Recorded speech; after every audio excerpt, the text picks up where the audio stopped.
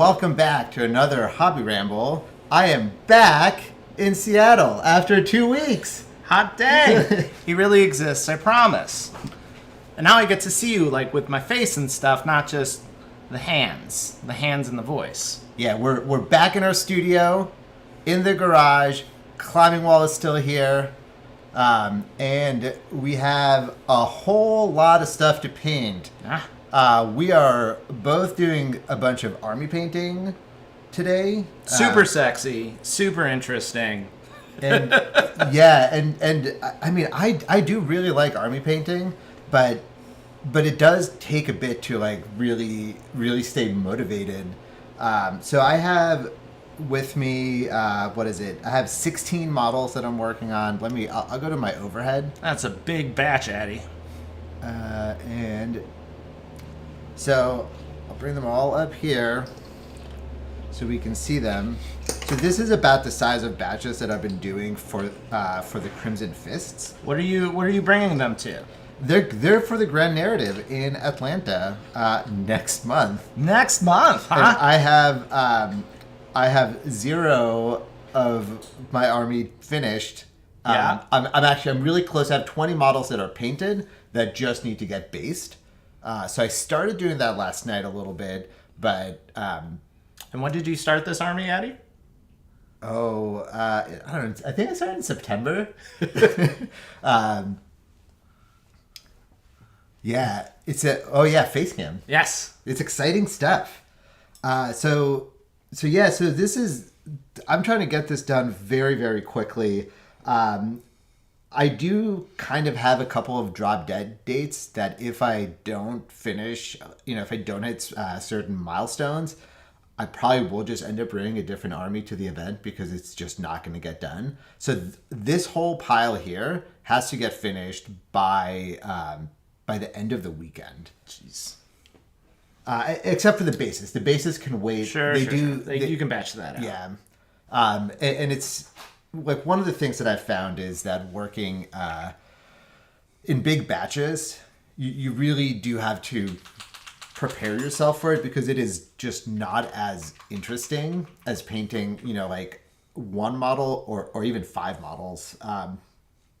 Because when you get through to the point where you're like, oh, cool, I got like a rhythm for doing this, and then you're like, I'm still doing this. And then like I was airbrushing on Monday You're night. Never finished. Yeah. I think that's always the thing with a big batch is you're never finished until all of them are finished. And by the time they're finished, it's more of a relief than a like, oh, look at all these things that I finished. They look so good. Yeah. Yeah, now like especially now that I've done my first batch, I did the Infernus Marines first. Oh yeah. Try this out. So like I know what they're gonna look like, and I'm really excited. They look great, but I have to finish all of these, and like I need to figure out if I'm going to do these in the same way where I do wait, do them all in a big batch, or if I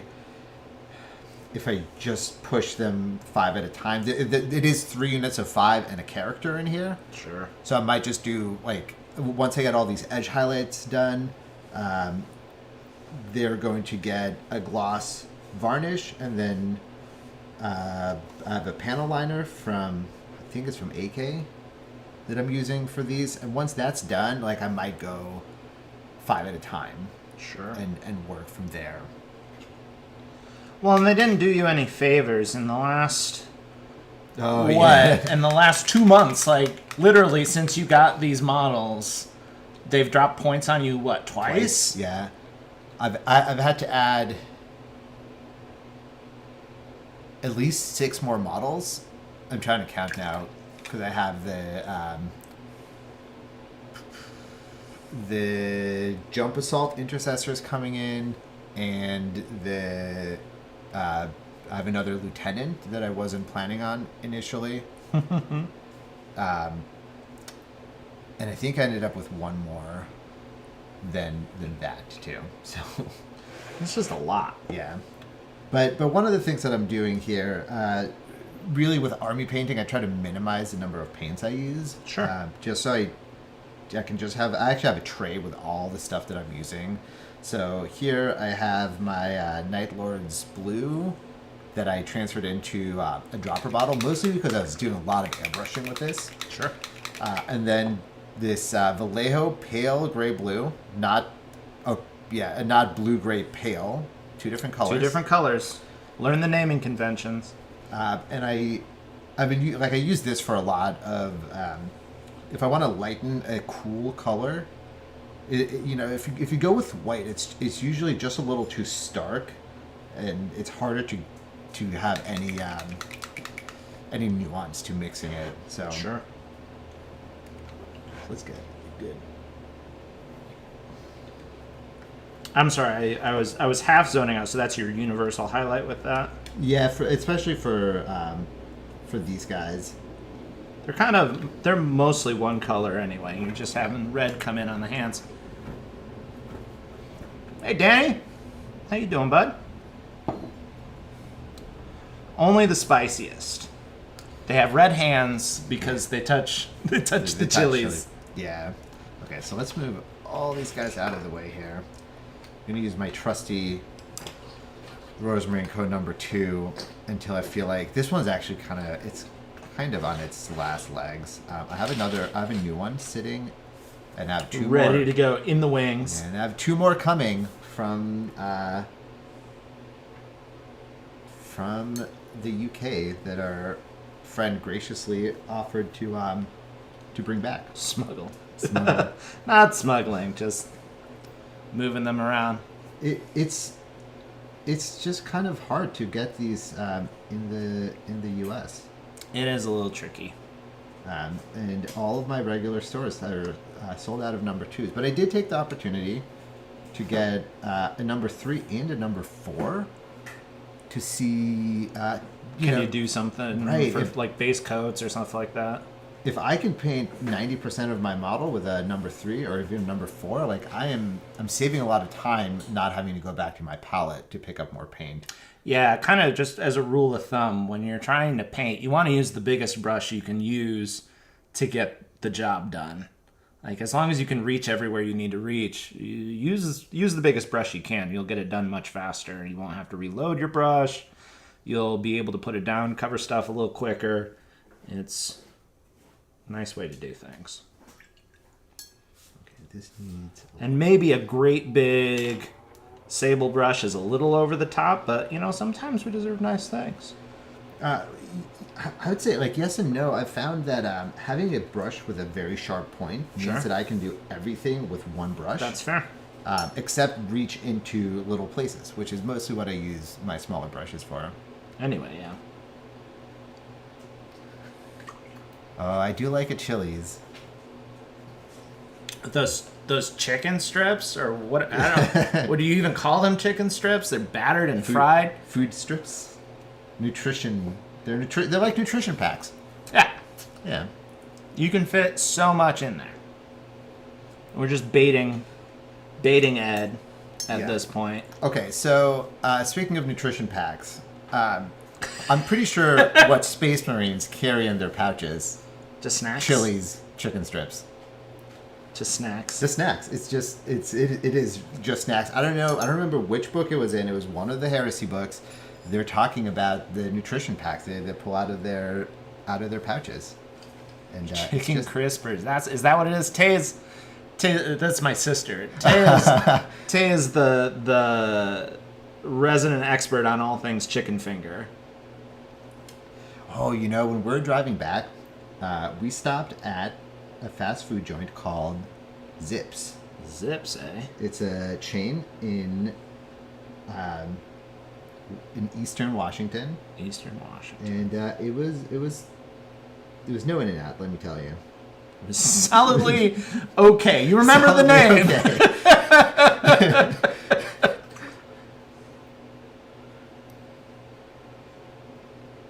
But we had to go. The first one, we pulled off the highway, and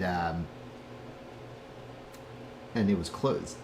Like, oh, no. I'm like, why do you have a sign on the highway if you're closed on a Sunday?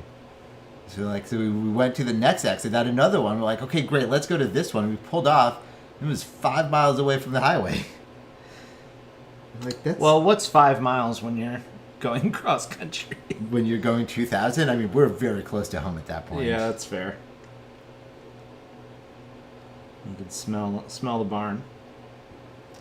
I think I'm going to go to the number 1 here. Yeah. It feels like the 2 is just a little too aggressive on these edges. Sure. Well, you're edge highlighting today, right? Yeah. Oh, you know what I forgot to bring? I forgot to bring a timer. This is one of the things I do when I'm batch painting this. I set a timer. I'll usually do it on my phone, but I'm going to grab a kitchen timer.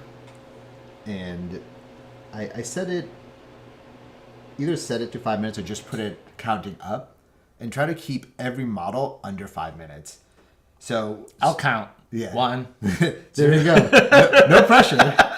But what I'll do is, when I'm working that way, is I start from the head, right? Like, you want to start highlighting from the place people are looking. So do the head, do the eyes, do the face, do the shoulder pads, do the top of the backpack. Whatever you have time for after that is all bonus. What's the Vinci V-ism? Faces, bases. Faces, bases, weapons, flags? Banners and banners and shields, something like that. I like the Duncan one, which is faces and bases makes your models aces. Aces. Wow, that's very very UK. Yeah. Shield is a Shields with a Z. Well, I see Monkey Man working in an extra E. We got room for so many E's in here. I have a Tycho hair on the base of this model. Classic. I must gently remove the Tycho hair.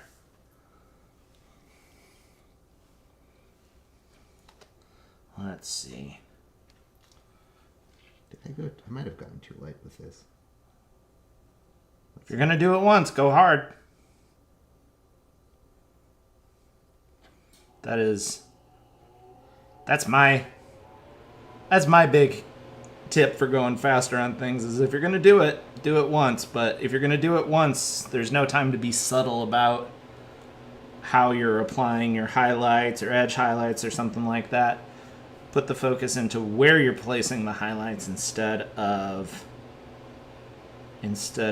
doing it multiple times or being gradual about going up. Yeah. You can make a big jump if you put it in the right spot at the right size. Oh, is my hair just in the frame? There we go.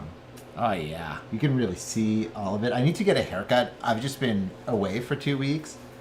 It's humid, and he's extra curly today, voluminous. I'm debating growing my hair out. Oh, yeah, you were saying that before we started. I'm going to have long, luxurious locks again. How long do they get? My hair? I can grow pretty good hair. When I'm going, I used to have back in the aughts when you had your long moppy hair. Oh man, it got pretty long. just like I do now. I'm just living my best life.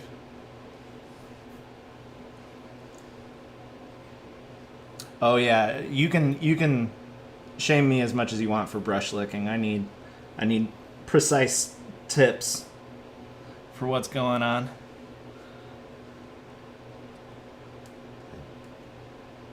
Yeah, I usually turn up the volume on the hair before it screams. Yeah. I can cut it off once it reaches a good length.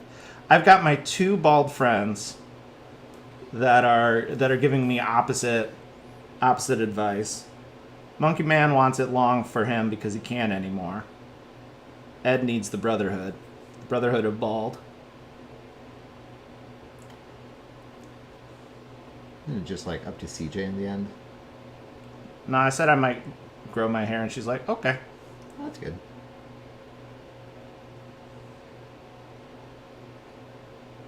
If it's bad, I won't. It's fine. Well, you have to commit to it. You have to like pick an amount of time, because if you don't, then it gets Well, you got got to get through the awkward, ugly stage. right? Like I'm right on the ugly side right now, where I need to get a haircut so I look like I'm put together.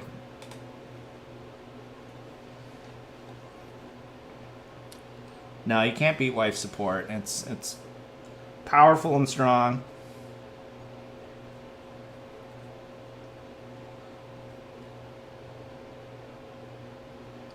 So when you're edge highlighting and you're trying to move fast, what sort of focus are you doing? How are you moving your brush around, Addy?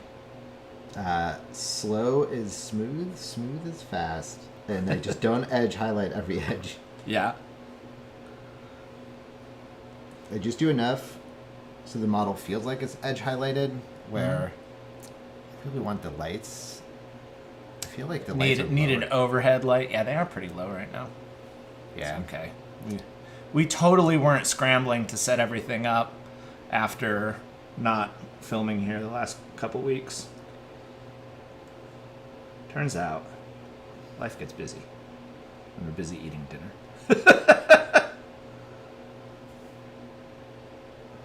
Yeah, and you know, I usually just can't help myself. I really like edge highlighting.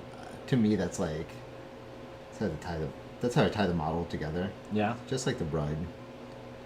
Well, I mean, especially for those guys, there's so much, like, it's so much blue. It is mostly one color. There's not a lot of trim. There's not a lot of other stuff going on. So edge highlighting the blue is very important because otherwise there's like nothing to really Right. There's no differentiation. pull them apart. Yeah.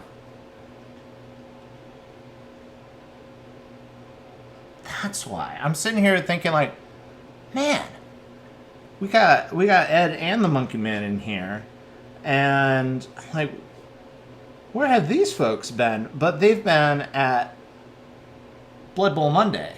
Yeah, oh yeah. What's your camera isn't working? My camera's not working. Oh, it must have turned off. Okay.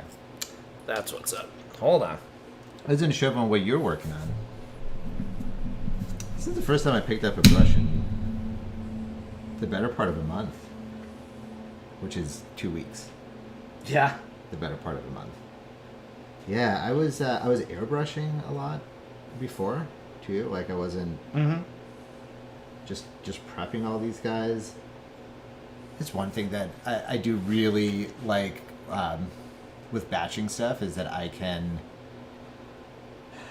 just do all the airbrushing at once, even if I go back and do them separately. Ooh, it's a big old.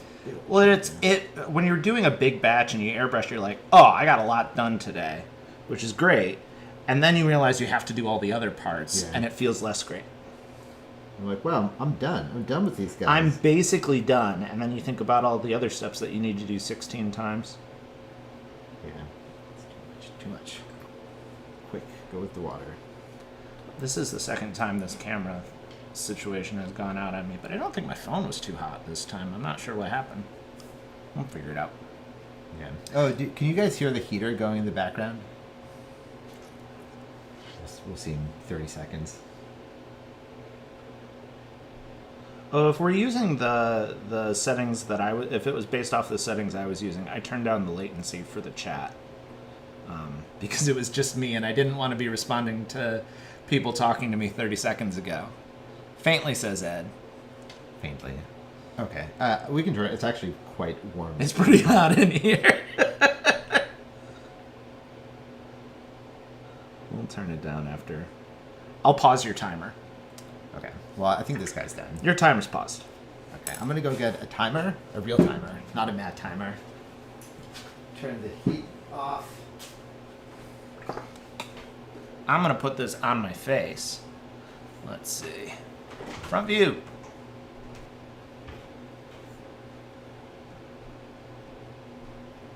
Hey!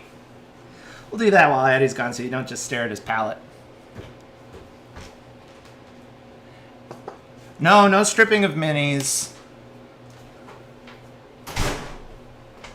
No stripping of minis. Yeah, turned off due to heat. Weird. Okay. We're back. Let's just get hot. Yeah, you can go back to yours. Let's see. Oh, this is a friendly reminder that if any of you aren't subscribed to us yet, that would be super nice if you would. Yeah. We gotta collect a bunch of folks that are subscribed in order for us to keep getting more people to look at us, and we like people looking at us. Okay, so I got the timer. I'm gonna count it up just so we don't have it beeping. Oh, that's the other thing I wanted to get. It's too bad. Do you have another holder here? Oh yeah, Oh, sweet. I got one over here.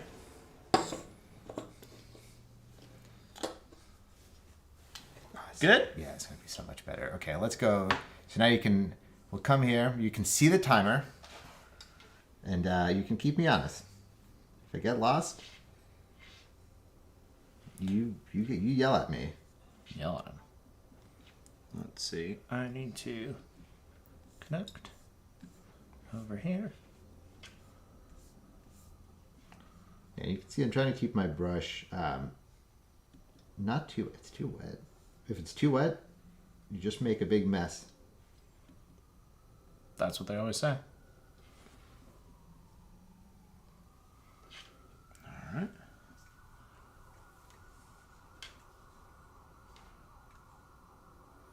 Let me see if there's a way that I can manage the heat a little different. Let's see. We're going to do this. Oh. Yeah, and it's really I'm trying to keep my brush not too wet and getting just enough edges that the model looks like it's all edge highlighted.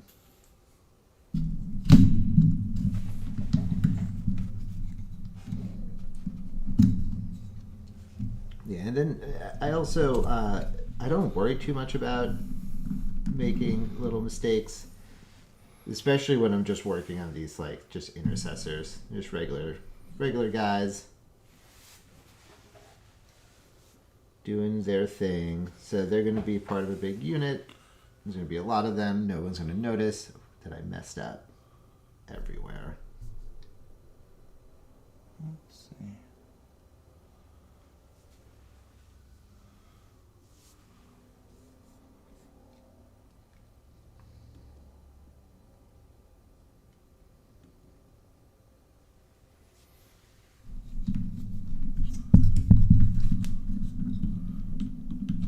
Wow, that got hot fast.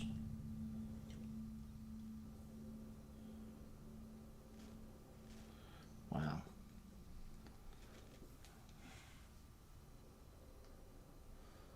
You're all focus over there. Yeah. It's okay. I'm just stressed out about getting this phone working properly. Let's see. In here. Monkey facts. Oh, who's here for the dinosaur fact? Oh no. Dinosaur facts.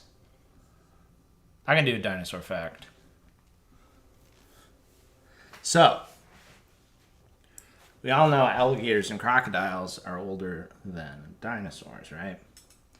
Well, before dinosaurs really like got a strong foothold into everything, we had there was way more diversity in the species of crocodilians that were around. They basically competed for every little niche that they could, and it's kind of a, I forget if they even narrowed down like why the dinosaurs eventually started winning out, because there's no like, oh well, dinosaurs were fast and nimble and were able to do all of this and do that. No, because the crocodilians had, what is this, Suchians? This one of those Saurosuchius, something like that. Anyway, Sounds like a Seraphon. they were competing for the same stuff, and honestly, had more niches filled. Dinosaurs started pushing into areas where they did less well, where the crocodilians did less well. And then crocodilians just started to fall away and not be as diversified. And the dinosaurs, they didn't really totally outcompete. Like, they were still fighting with amphibians and stuff. And there was an extinction between the, what is it, Precambrian? No. Oh, it's right before the Triassic. Can't think about it. But there was a period before the Triassic, and the Triassic took over, and all of a sudden you just see more and more dinosaurs. Still not all over the place. They really didn't get a crazy strong foothold until the Jurassic, or later in the Cretaceous and into the Jurassic. There you go. There's some dino facts. Okay, so I'm over my time, but I do want to... Oh, you're over your time. No. What about all those people you said to have beat you up if you took too long? That's what you said, right? I said yell at me, but I guess I deserve that. Yeah, so this is... I always forget that it is actually hard to stay to 5 minutes when you're talking to people. That's all right. Time flies when you're having fun. Well, I just reset my computer. Man, one of these days we'll get it. Yeah, and this is just going to be a plug for us. Like and subscribe so you can help us get new cameras. New cameras, please. Stop using all cell phones. Sure would be nice. That's all right. We're watching you do high intensity edge highlighting. And I'll stay in the frame. Stay in the frame. Don't leave the frame. Well, the Mesozoic is the era, including the Triassic, the Jurassic, and the Cretaceous. Before the Mesozoic period, which is when all the dinosaurs were, there was another period, and I can't think of it. It isn't the Precambrian because there was a Precambrian extinction, but maybe that's what it was. I don't know.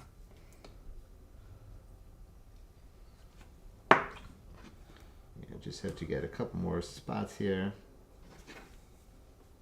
and then we'll be happy. I'm sure everybody's.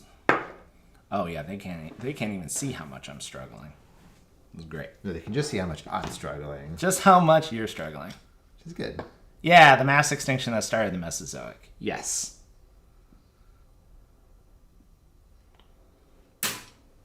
Ooh. That was a sound.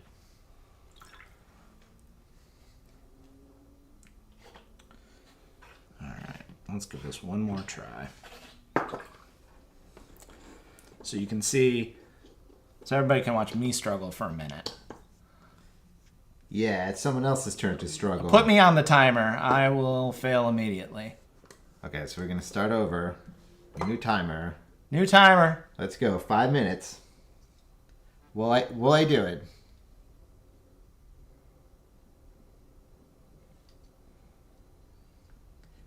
It's possible. I mean, it is almost time. We have a new segment today. Ooh, what's the segment? It's called "We're gonna look at pictures of models we like." Oh yeah, the segment. But I'm really excited about the old world. So I know there's going to be some stuff being previewed this weekend. Very exciting. So I collected all the new Bretonians so we can look at them. Because as some of you might know, I have a bag of Bretonians. Bag of Bretonians. I've seen it. It exists. It is a classic way of storing models from the early aughts. You put them in a Ziploc bag, put them in a box, put them in your mom's attic for a decade, and then you take them back out and find out that that game doesn't exist anymore. They're fine aged models. For those of you who don't know, Bretonians are cool, like French knights, kind of is the vibe. So like noble houses and different heraldry for each of them. It's very, very cool and very fun. And I'm looking like a crazy person on camera, probably holding up my phone. Oh, that's why I'm not connected to your Wi-Fi.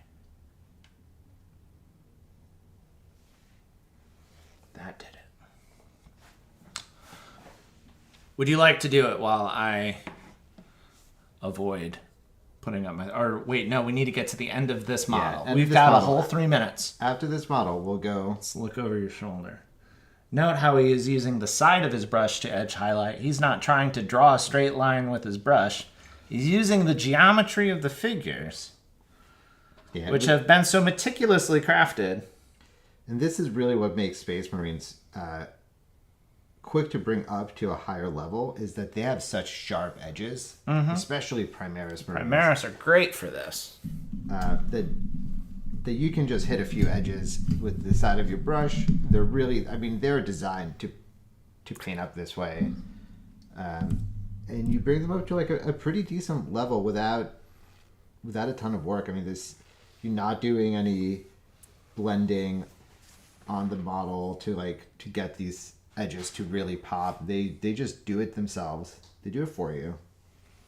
They basically paint themselves, is what we were saying earlier. Which is why I felt so comfortable signing up to paint a whole new army in such a short amount of time. It might have been a mistake. But, Sure. We'll find out. I think that's a fair way to put it.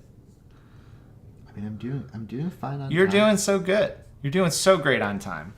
While I'm just sitting here being bad at things. No worries.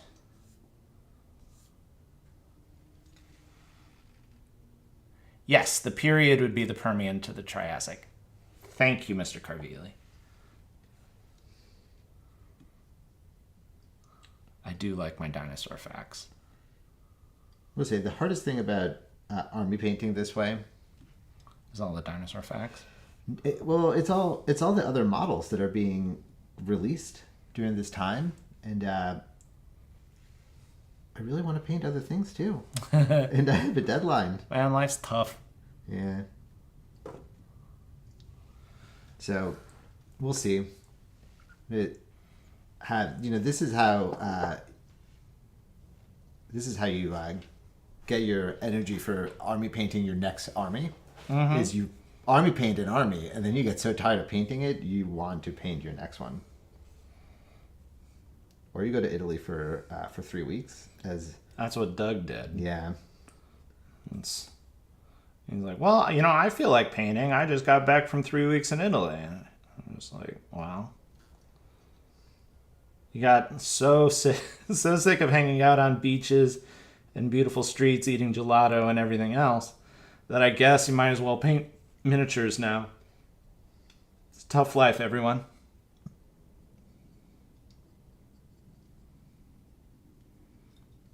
It's 5:01. Yeah. Beep, beep, beep, beep, beep, beep. I did better with this guy, Yeah? but I still am going to... You don't want to have like one side done and the other not. Yeah, I do like doing a little bit on the legs, otherwise they do just look really boring. But it's going to get a lot of weathering down there. Right, because it's going to get chipping and then also pigment powders. So, like, you'll notice I don't touch the feet at all.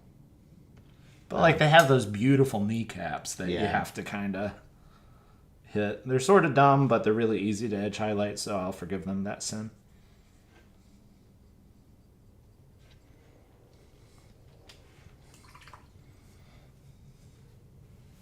Thanks, Dan. I'm glad my face is back too. And the sweet climbing wall. We get 1,000 subs. I'll climb that wall. Ooh. Now we have a something on sub the line. goal. Yeah. Look at that. If you want to see a big man climbing a wall, That's the way to do it. I have no fear. Okay, 6.5 minutes. That's not bad. Okay, let's do this. You average that out times 16. That's like what? It's a couple hours. Yeah, a couple hours. Yeah. Little bit less, but that's pretty good though. I mean, for getting 6 times 16, it's like an hour and a half, right? Yeah, a little bit more. Yeah. But if I have to, it's 6.5 minutes though. So. We got to work in the halves. Yeah, because it's enough models that it makes a difference. Yeah, that's fair. We're gonna get. Oh no, there's so many extension cords. We need one of these. Gonna drink a beer. They're only IPAs. Do you want an IPA? Yeah, sure. That sounds good. Thank you. We don't condone drinking, and yet this show is also not for children. So hey, bring them up. I will cover the label until we're sponsored. Okay. So. Let's. This is an experiment. Bretonian preview. Let's do it. Or is this? Are we reaction content now? Yeah, because this is all your reaction. So this is. We need to get the. Yeah. So I'll stand in my box over here. Yeah. Oh look, this is pretty good. They're not all this nice. Oh, that is rad. Right. This is the mounted standard bearer. Super cool. Yeah, this is not the model that was just previewed. There's a foot. I don't care. This one's awesome. I haven't seen anything from Betonia. I just kind of know what they are. Yeah, I'll paint that. They're just beautiful models. Sure. They're really exciting. They're really your classic. Your classic knights. Yeah. So let's see. Do we go to the? Oh yeah, that's the new one. Oh, that's so this is a thing that hasn't existed in the Bretonia line since. I think it's either second or third edition. Oh, it's old. Is foot knights. There's just been no foot knights. It's all been mounted. I do know that there are some people that are pretty cranky about the fact that it's Bretonia, but they're not showing us Oops All Cavalry. Right. I think that a lot of what I've been hearing is that they're not going to redesign those kits. I don't think they should. They look pretty. Right. The kits are great. The Bretonians. They're still plastic, right? Yeah. It was 2007, I think. Oh, man. So they're actually fairly recent as far as old kits go. College years, man. So the foot knights are really exciting that these are coming back. After so long, just to give it that other dimension, and the rumor that I've been hearing is that we're gonna get a unit of foot knights to go with all the characters. Now that would be really cool. I think in the past, the only characters you had on foot were the damsels, which we'll get to. We have here's another foot knight. I love antlers on the helm. Oh, he's so badass. That never gets old. I'm really excited to paint these. They're definitely more of a longer, bigger painting project versus the Tomb Kings. I did play both Tomb Kings and Bretonia. Oh well, you're in heaven then. So I'm getting everything. Which is why I need to paint all these other models I have before then. Oh, he's so cool though. Oh, and back to the banner. I can't wait to just file all of the molded detail in there and freehand a big banner. Freehand the same details back on. No, just you can do all sorts of vulgar things in that same space. And here we have the unicorn. Yeah, forget her name. She's a name character. Sure. But she's like the head damsel. Greta on unicorn. Yeah, I should have written all this stuff down. We had so much time that when I was making this slideshow, 5 minutes before having dinner. But she's she's just such a beautiful model. And when they previewed her, they showed all the iterations of the of her. Well, it's not her. It's all the iterations of damsel on horse. Okay. So the damsels are the wizards. Sure. Of the Bretonia. and there've always been like there's always been one on a horse in that trajectory. So this is the most recent one. Sure. And maybe they've always been on a unicorn too. If someone in chat knows, let us know. But one of the things they actually changed is that if you notice, Very cool. Yeah, these models are great. I actually have I do have 3 Pegasus Knights that look like they're not in that bad of a shape. Sure. But one of the things you notice here, and even in some of the other photos, is that the colors are all the same.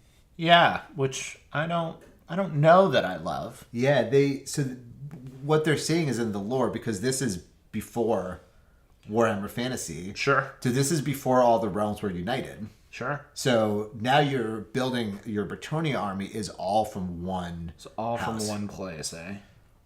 And then They haven't united the houses. Right, which is interesting. It's a very different take on Bretonia, and makes them a lot easier to paint, but also less interesting on the table. But it was really hard to make. If you had a Bretonia army and every model was painted a different scheme, it was hard to make them look good together. Yeah.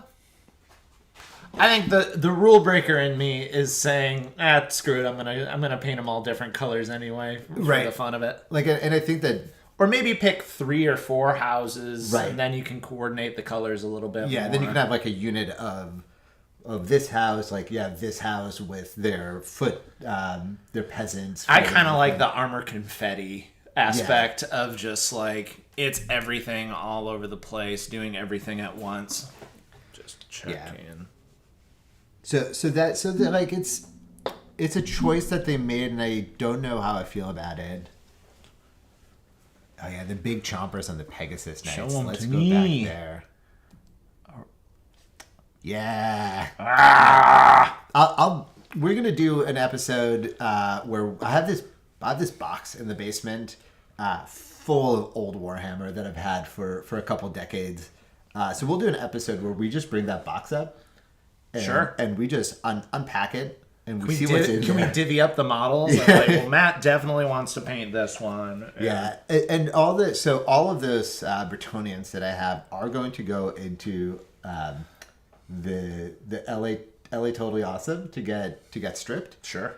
They might need a little love. They've been in there a while, aging. And so clean them off, fix whatever we can, and then probably build up both a Bretonian and a Tomb King's force when Old World comes out. That'd be cool. Yeah. I have no interest in Old Worlds because I was not involved in this world. I was busy playing D&D during this time. But we lost connection again. Cool. Yeah. So I'm excited for that. That's sort of what I grew up on Old World. Like that was my thing. Totally. So I'm really excited to see that. Oh, okay. Do we have? Oh, we're alive. Cool. Okay, let's go. We're gonna go to the map view. Go to the map view, quick before the camera dies. Yeah, and we'll do. I think next week we'll probably have a much longer session looking at everything that was announced at. Warhammer! Yeah, there's Warhammer Day. I'm looking forward to the Warhammer Day, like the yearly model, because it is a dope Einherjar champion. Yeah. Kind of like standing at rest with her shield up and everything like that. And as you can see, I am painting squats today. They are just a constant frustration to me because they've always kept eluding me. The points went down and down and down, or the points went up and up and up, and I was like, ooh, I can really like push and finish this. And then 10th edition came around and they're like, you know what? This is not really an elite force. We don't really want that anymore. So we're just going to drop the points to make them viable. But instead, they also made the rules worse at the same time. which is kind of understandable. They were sort of stupid strong if they had too many bodies. Yeah. Then they were bad, and they're like, oh, well, we could like make more comprehensive rules changes, but instead I think we're just going to drop points again. So we're back down to having being like 500 points shy again with what I have in my collection. So we're just going to keep painting, everybody. So these are some of the berserks, the Chthonian berserks, not to be confused with Chthonians, which are sons of Horus. And That berserkers, was blew up, or berserkers, which are world eaters. Which I've been looking at those models again. Yeah, They're real nice. they inspire lust. Yeah. I do really like painting red. That's fair. I think I can agree with you there. I don't love these models, and that's kind of what sparked a lot of. I don't like this set of models specifically, these berserks, because there's a lot of skin. It's a lot of other stuff going on. I know that I need to finish them, and it's kind of just when I really don't have the umph to do any army painting, which is often. I'm often going off and doing artsy-fartsy stuff with a single model here or there. When I can't bring myself to do that, I try and just take bite-sized chunks out of things. I like to get a unit done here, a unit done there. And then, as you just kind of keep chipping away at it, eventually, you're done. Then you have an army. Unless They keep dropping the points on you. Yeah, I agree with you. Monkey Man. Skin is fun to paint. I don't like to do it in batches. Here's a weird thing. I don't like human skin.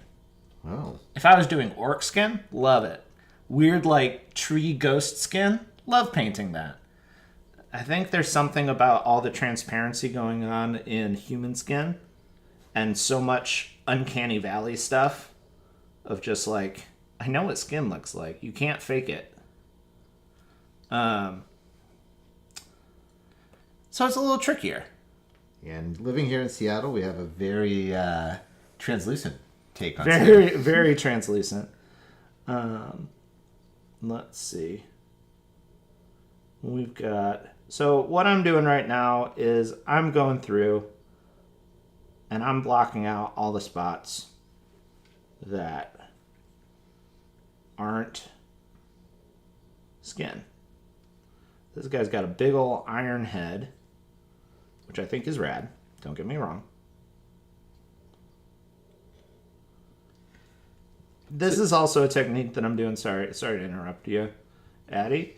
This is a technique that I do when I'm not having fun with a group of models, because a lot of the time when I'm not having fun, it's because we're stuck in a stage of this looks bad. And often what those stages are is because there's a lot of mess going on. There's not a lot of visual clarity about what anything we're painting actually is.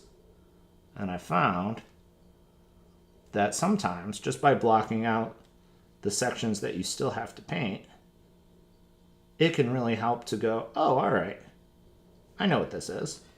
Yeah, that's great. I was just going to ask you if you prefer to block in all the colors and then come back and highlight them one at a time, or block everything in, or go one color at a time and paint it all the way through. You know, I do it. It kind of depends. If I'm doing one model at a time, then I'll do one color all the way up. Yeah. Because then I'm finishing the model piece by piece. But if I'm batching out a bunch of models, I like to just break them up a little bit. And then, honestly, I tend to do all the highlights at once. Like, I'll block them out, and then I'll do all the highlights at once for everything. That helps. Yeah, I agree, Dan. Contrast paints make it a lot easier. That's how I I might not do much more on these than the contrast that I put on. I'm pretty happy with it. That's also why I'm blocking things out, because as I block things out, I get an idea of what the skin actually looks like in context. I think a hard thing when we're painting is often it's hard to see the context. You can't see the final product when you're halfway through. Yeah. So just by blocking out pieces ahead of time, you can get an idea for this is the context of where this belongs, where this step belongs. Yeah, a lot of times you'll paint something up, and if you work one color at a time, you look at it and you're like, man, this blue is just like, it's really not popping, it's not doing anything, and it's because there is no other color to compare it to. Mm-hmm. And then as soon as you put that next color on, it just brings everything together. And you don't even know how bright something is. You might not know, oh, do I need to highlight things up more? Do I need to shade it down more? Is this reading as white? Especially white and black. If you don't have anything next to it, it's really hard to tell if what you're doing reads as blue or gray or whatever else. Yeah. No, I had that with that apothecary I was painting a few weeks ago, where I painted up all of the metallics in there's a black metal. It's very dark, and it just looked like black. Like it didn't read at all. And it's funny because it's the same metallic that I use for everything else in the army, but because this blue is so dark. Right here we go. I'll just put this blue on real quick. Sure, please do. My camera's lagging anyway. Right, so like this blue, there we are. It's so dark. I mean, it's even getting lost here with the lights. Yeah. That when you have, like, if you had a really bright silver next to it, it would almost clash. Well, and I mean, the other another big thing when it comes to army painting and kind of reducing your fatigue is figuring out the plan ahead of time. Yeah.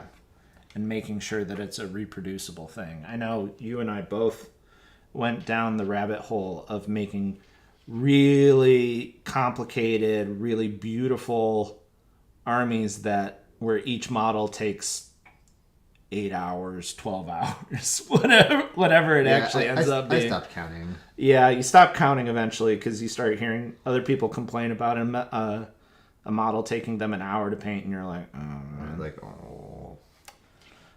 And I think we both love those armies. We love the way they look, but it's hard to make any progress on them because you just feel like you're swimming upstream the whole time.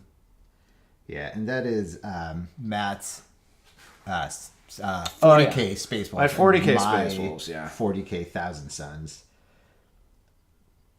And we both also play the same factions in 30K, and we both have also painted those armies much, much faster. Really streamlined the process for the second time around. I think a lot of people wouldn't think that I streamlined the second one because I did it all in oils, and oils take a day and a half or 5 or however long you want to let your oils dry is probably the right amount. Yeah. You need at least overnight, but it can take days. And I think, but what helps when you're trying to do a whole bunch of them is that it's super fast to just go through and put all the colors on and get a bunch of blends and gradients down. And then all you have to do is go do another project for however many days while it's doing stuff. Yeah, you do the shmush technique. Yeah. I end up putting lots of little dots of oil paint and then taking a bigger brush and just kind of smearing it around until it looks right.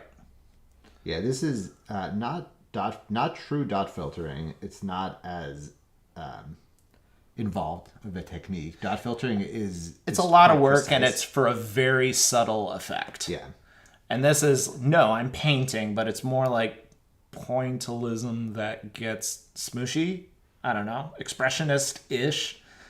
Yeah, and what it does, this is something we could also do on stream because it is a really good technique.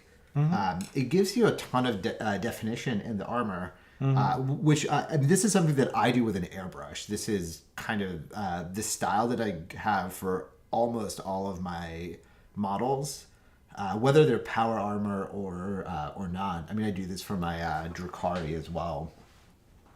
I paint a gradient, so I do some kind of either a zenithal prime, or I might even do that with the paints. So like for my Thousand Suns, I base coat, so I prime everything gray, then I base coat a very, very dark blue.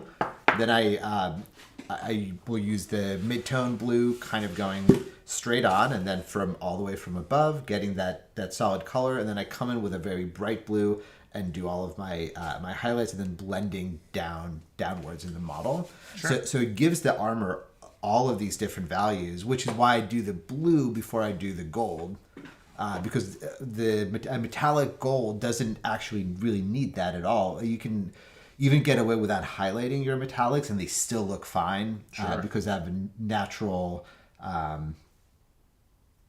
It is a reflection, but I had a better word, and then I lost it. They create value on their own. Like Natural brilliance. Nah, that's not the right word. But you know what I mean. The fact that they shine Yeah. means that you don't need to paint the shine on them. Yeah, gold shiny, shiny good. Shiny good. More shiny, maybe. Question mark. Yeah, Mr. Carvili is all about those Horus boys. He loves his daddy, and then he hates his daddy in both of his armies. Yeah. That's almost exclusively what he's been painting while we're on this stream. He was telling me the other day that he's running out of things to paint during the stream, and it's starting to narrow in on Mr. Heresy. Mr. Big Heresy, the 40K, the real 40,000 himself, and that's a scary thing. Did you see that new Heresy box? The one with the Dorito and the Mark IIIs? Yeah. I kind of wanted. If they were melee Mark IIIs, I might buy it. They're not. I saw that box and I said, that's an Iron Warriors army in a box. You can't be stopped. No. I might, I have so many projects right now that I don't think that I'll pick that up. Not for a while. Yeah, I know. It doesn't seem like that box is going to go away, though. Age of Darkness certainly hasn't. Yeah. But I was looking at that, I was like, get that, a couple of Scorpius tanks, and then I was just going to do militias. Sure. Allied in. And you just kind of throw the militias forward, and then you just shoot the all the barrage weapons, and you're like, oops, we killed the conscripts.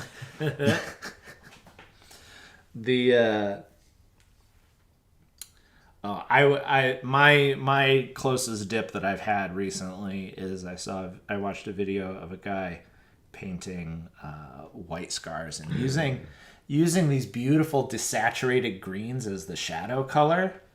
Don't tempt because me. so much white is influenced by bounce lights and bounce colors. Yeah. So he put like these really lush green grass tufts just covering the whole base like they were on a grassland. Might have been some static grass in that too. And then he painted the whole model in different shades of desaturated green, working his way up to always to a bright ivory, and then did a bunch of red freehand on top of that. I'm like, I could do that. That's very doable for me. Yeah, I mean, we are going to make a White Scars army at some point. At some point. It's been decided. It's been decided. I wrote the list. It's all, every model was on a jet bike. Every single one, without. It's the only way to do it. Yeah, it is not good. I don't think, but it is so cool. We'll go so fast. We might even be able to fit 2 games in the space of where normally we'd have one game. Yeah, If you lose fast enough, then you get to just play more, right? yeah. And the cool thing is, you can get. I think I worked it out to +7 to your charge. You'll get in on your charge. You'll die after that, but you'll get in. No, I've been busy painting Relic Blade. Oh man, you haven't even seen us play it. No. We've got so many people at the club that are playing it. I have successfully peer pressured enough people into buying models that we did our first kind of learning session, and it was a blast.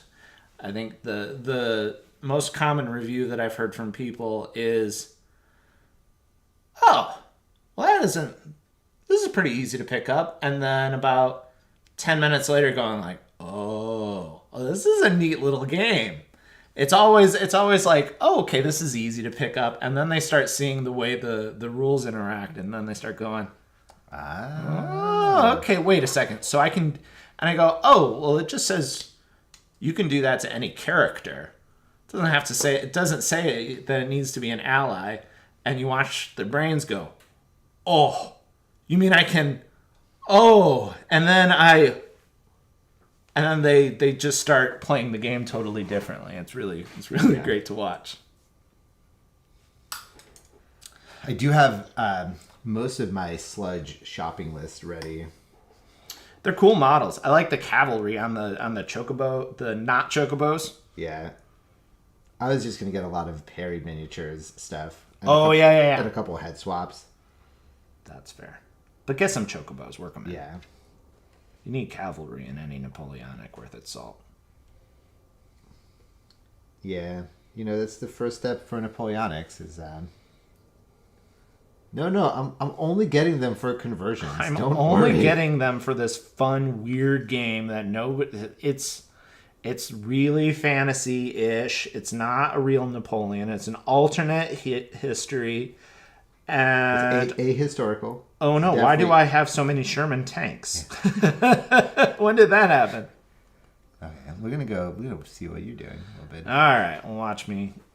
I'm stuck in a maze of tubing that I need to block out right now. That's where I am. That is... Oh no, we lost your camera. We'll go back to mine. It got nervous. Oh no, it's back. Matt's back. Am I back? Man. I feel that my least favorite part of painting models is blacking in details that don't have to be black. Oh, I'm with you. All the metallics that get blocked in. It's just, it feels like such an unnecessary step. It's not. It helps. It makes a big difference, but it just doing that step is not fun, and it's long, and you have to be really careful if you do any kind of gradient with an airbrush, because it could be quite difficult to fix that later. I do think that blacking out details is a great way to force yourself to learn brush control. Because if you want to move fast at all and you're hitting all of these kind of trim areas with black and then hitting it with metallics, your brush control is forced to grow or die. Yeah, it's done. But it comes back when it goes off. I think my phone might be dead. Well, that's frustrating.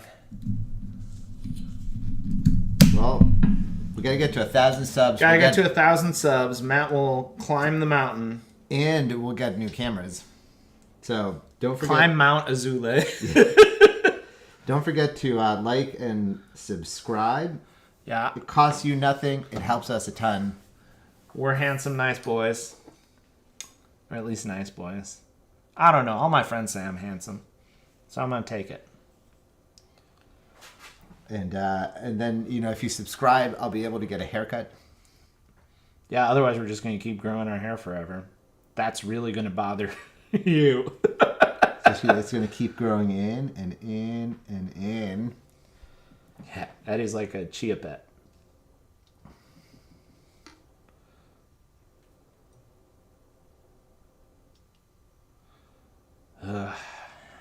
And now, so I'm working on a sergeant now. This guy's probably going to get a little bit more attention. Also, the sergeants did get an extra highlight with the airbrush to just make them pop a little bit more on the table.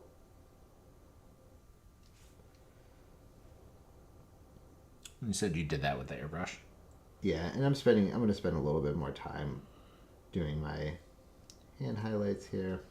Yeah, I think that's a key thing when you're using an airbrush and you're really trying to go through an army project. Like, think about how much more time it's going to take to do that one more highlight, and then maybe just go like, it's fine. Especially for sergeants, especially for heroes, especially on the top half of the model, our faces, bases, banners, and shields. Yeah. Yeah, and really, I'm thinking about where people are going to be looking here.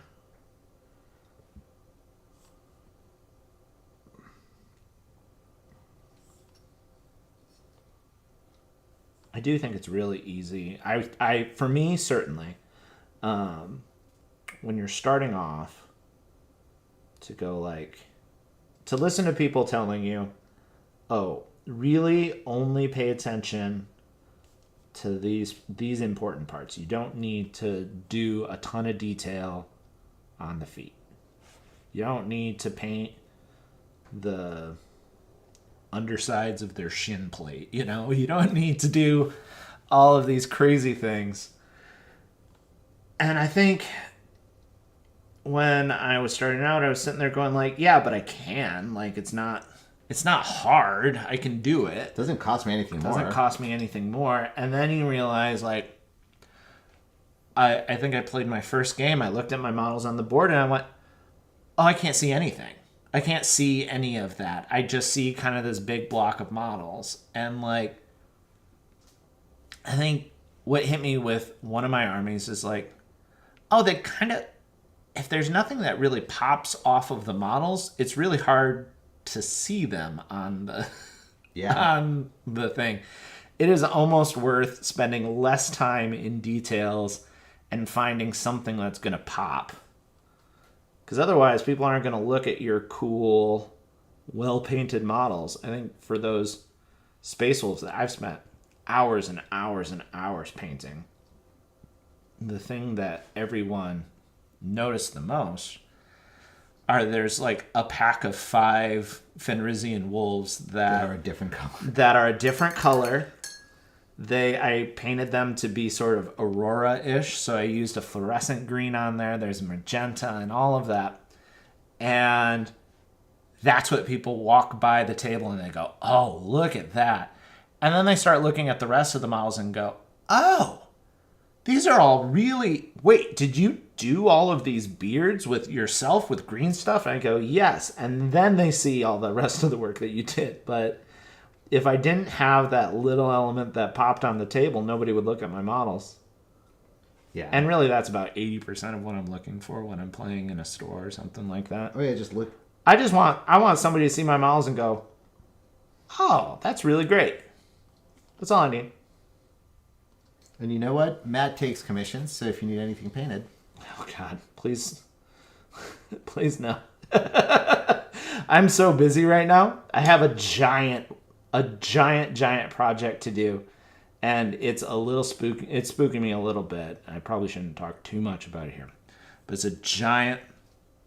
Or I shouldn't talk about how spooked I am by it. I'm not really spooked. It's just... I think I've described it to multiple people with... I've described it to multiple people as it's an eat the elephant project. And how do you eat an elephant, Addy? Top down. You eat one bite at a time. You just gotta do it.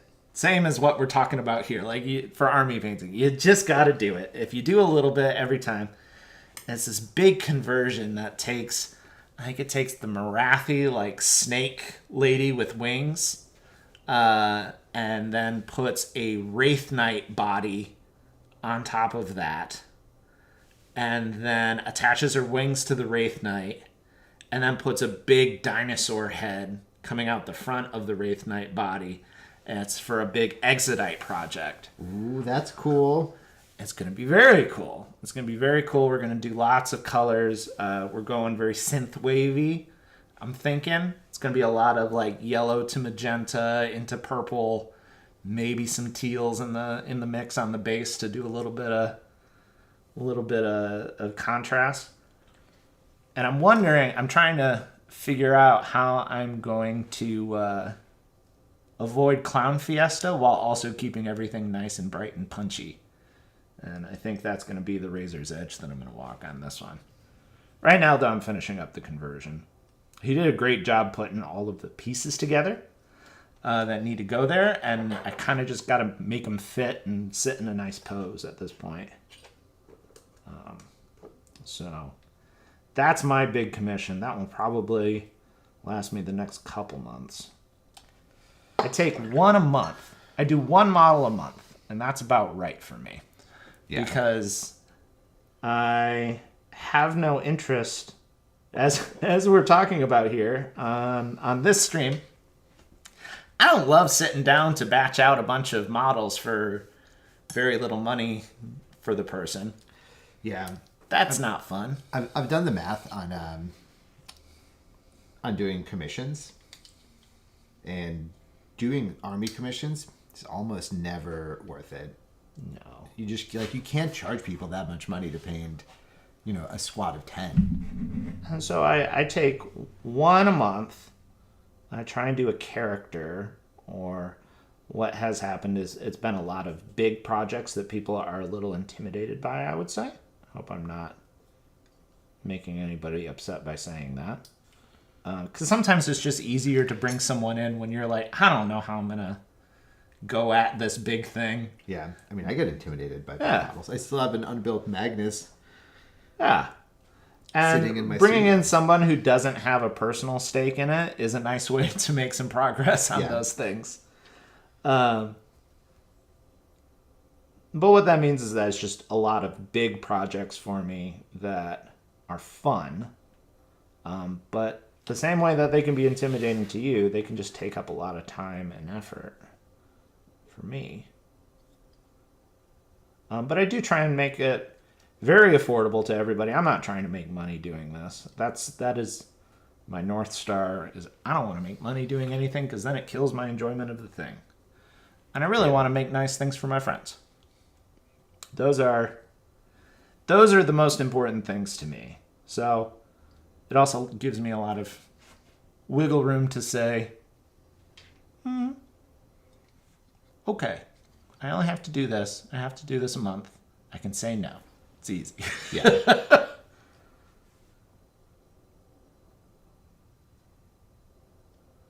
But no, to do army commissions where you're doing like $5 a model or something like that is just intimidating.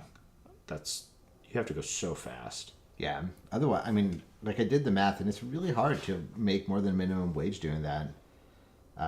I know that a lot of the bigger studios are working out of countries that are much lower cost of living. Sure. So charging $5 a model, they can still make pretty good money doing that. No, it's an intimidating thing to think about. Especially because when you're really trying to make money off of something like that, then you're sitting there going, well, how much in paint did I spend on this model, on these models over here? How much in paint did I invest in this thing? And how much, you have to work out your mileage, your brush mileage, so that, well, I get 3 new brushes for each army that I paint, and... Right, and it's, I would almost buy, if I was painting this army, I would buy all the paints new and I could give it to the client. You're like, these are the paints that were used. Here you go. You bought these. Do you want them?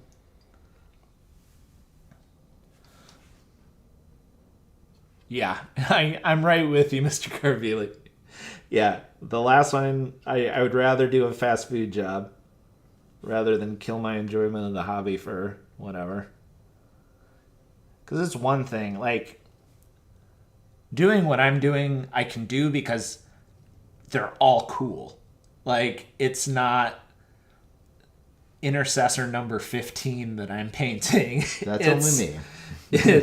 It's you know, oh, well, this is, let me tell you the story of how I came up with this. This is the only model of this type that exists because I made it and I want you to be the one who paints it. Like, that's a cool feeling. I'm seeing all the places I missed with my base coats here. Painted these on stream before I knew how to paint without my magnifiers on. Yeah. Ooh, there goes a shoulder pad. Yeah, I have to get used to like not sticking my face right in the model. Because then my hair goes in the frame. You can always shave your head. I could. 75 Poxwalkers, good God. I know you're a machine, Mr. Carvili, but that's insane. 75 Poxwalkers.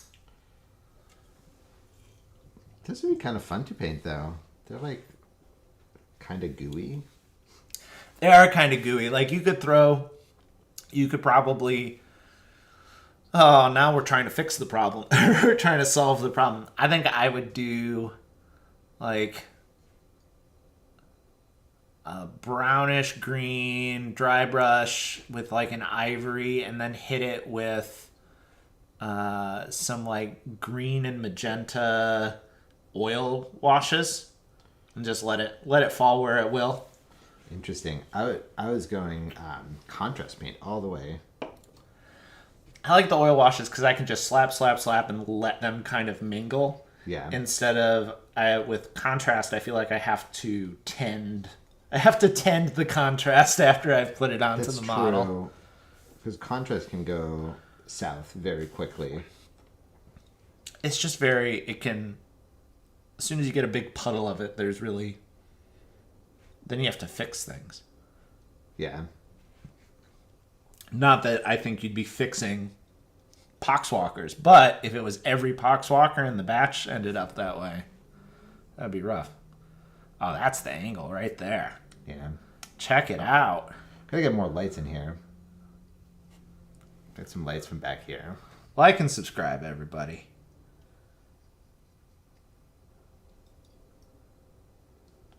$1,000, you get to see me be an ape on the back wall. Fall down. I'm not a great climber. Very strong, but I have to be even stronger when I'm carrying myself around. Yeah.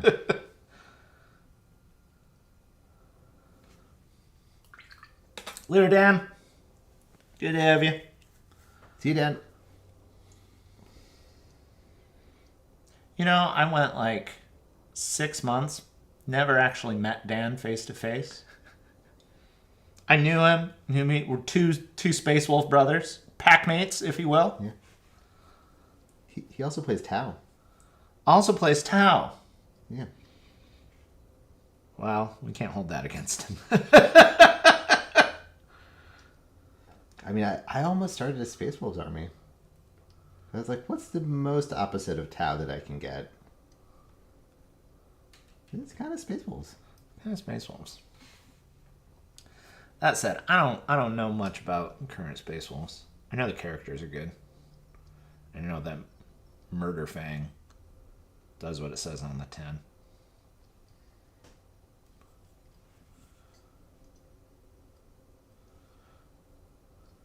Okay. I think this guy's done. Ooh, did you have time to spare on that one? No, I didn't start the timer. Oh, no. I was going to be so proud of you, Eddie. So nobody knows. Nobody will ever know. But I did finish 1, So I have 7 that I finished, which is halfway there. I know. I'm sitting here going like I've blocked out 1.5 miles. I guess I was futzing with my camera. That still didn't end up working in the long run. Yeah. So it doesn't count. Totally doesn't count. Matt's still on track. There is no track. This is again very very interesting difference in dynamics. You're trying to crank those out so that they're ready next month. You got a timer out. You got a bunch of models all laid out. I got 5. I don't have any time frame to finish them. I'm just chunking through them. That's your first mistake. Yeah. You're not entirely wrong. You gotta sign up for an event that you're woefully unprepared for. I feel like I could do a marathon. I just don't know.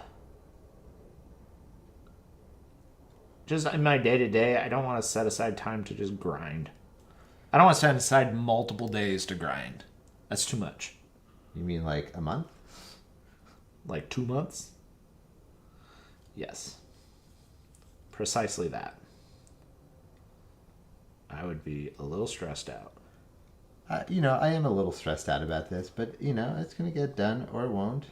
To be fair, I think that's what I've heard everyone who's going to the Grand Narrative say. Everyone I know who's going to Grand Narrative decided to start a new army for it. Why wouldn't you? Wouldn't you want to suffer a little bit before going to hang out with all your pals in a different city and playing games? I'm probably not because gonna play any games with my Space Marines before going. No, you're going to go in cold as possible. But it's gonna be a good time, I'm sure. No, if I was going, I would go like, okay, well, I've got to button down and finish my dwarves then, so that I can have 2,000 points, and then they would have dropped the points again. I would have had 300 more points, and I would be like, I guess that's 10 more Einherjar. I'm running 30 Einherjar. Why? That was in my list from the very beginning, but they started getting cheaper and cheaper and cheaper. Yeah, I mean, I kind of said I have to finish my Space Marines for this. Then I also said I should start my Space Marines for this. I should start my Space Marines.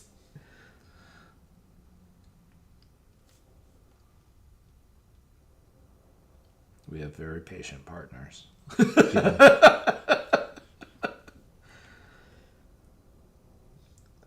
I do think I need to have like a good painting marathon day this weekend. Yeah. I'm trying to finish up my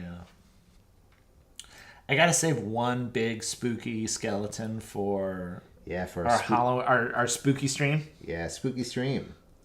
I'll be on the 30th. Ooh. It'll be very spooky. Very spooky.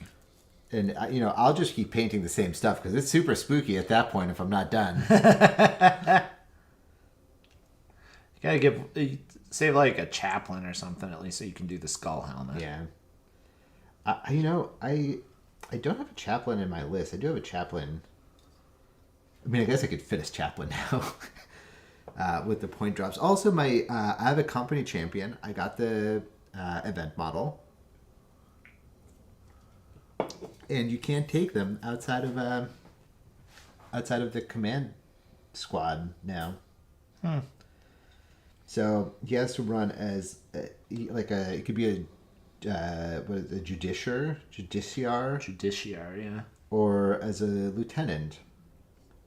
I do like a justiciar. But I just like the model. Yeah, I mean it's a cool model, which is why I'm like, well, I don't think I'm going to run him as that because he's not going to be in black armor. Because of the batching we've been speaking about. Yeah. One-offs don't really fit in get this done in a month. Yeah, they are a really nice break, like that apothecary. Sure. Was really nice. It's almost done. I'm actually, there's one step that is quite slow in this whole process, and it's getting the transfers on the shoulder pads. Because I have third-party transfers that are very nice, but they're quite thick. compared to the Games Workshop ones. Is it the cutting out of them? Is it the placing? It's getting them to mold to the curve of the shoulder pad. Yeah. So it just takes a lot of microsol. Yeah, that's fair. Oh, I'd love you to paint your Necrons for the spooky stream. That sounds so much fun. Yeah, I would say that even good decals don't really fit super well on Space Marine shoulder pads. I mean, yeah, I don't know how people don't do it without microset and microsol. My pro tip for the microset microsol stuff: make sure you actually let it dry. Yeah. I rushed it with the micro set in the past, and I'm like, why is everything all ripply and weird? Just let it go all the way. It's worth it. If you go faster, it's actually slower. It's another slow is smooth and smooth is fast moment. Yeah. And I actually let my micro set sit overnight now. So I placed all of my transfers in that batch last night. And then today I've been just coming back and doing every couple hours. I'll come and put a layer of microsol on it. Sure.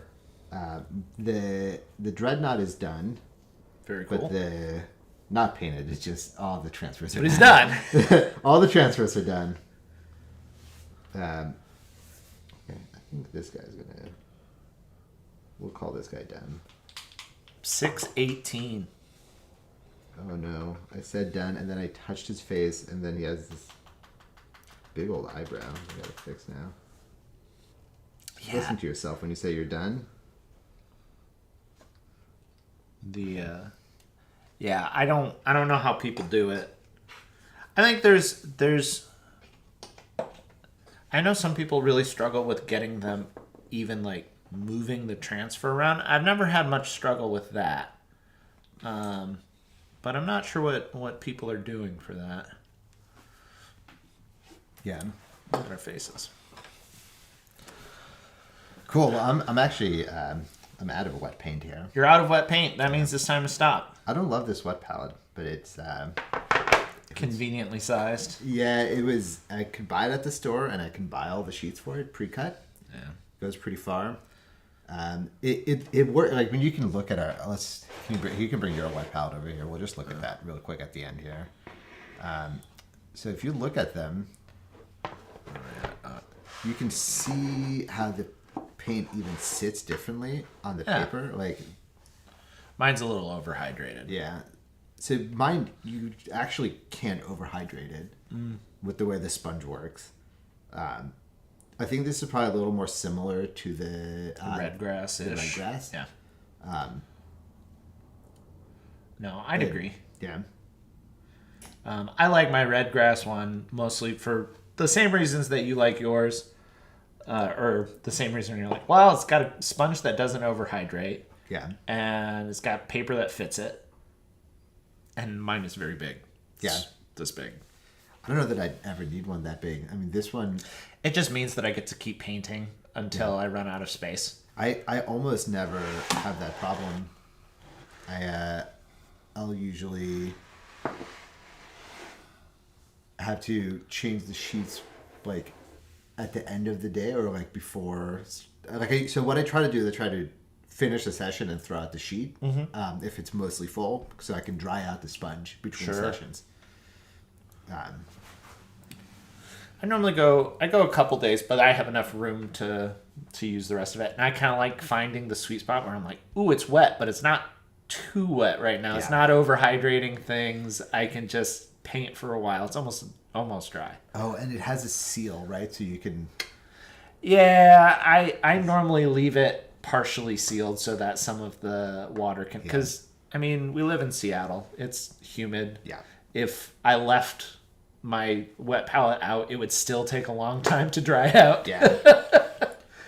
All right, everyone. Well, thanks for tuning in. It's good to be back. We'll be back to our regular schedule next week. Yeah, back on Monday. Yeah. And, don't forget, like and subscribe. Helps hobbying. Us a lot. Yeah, have a good time. Keep working on those armies. See you next time.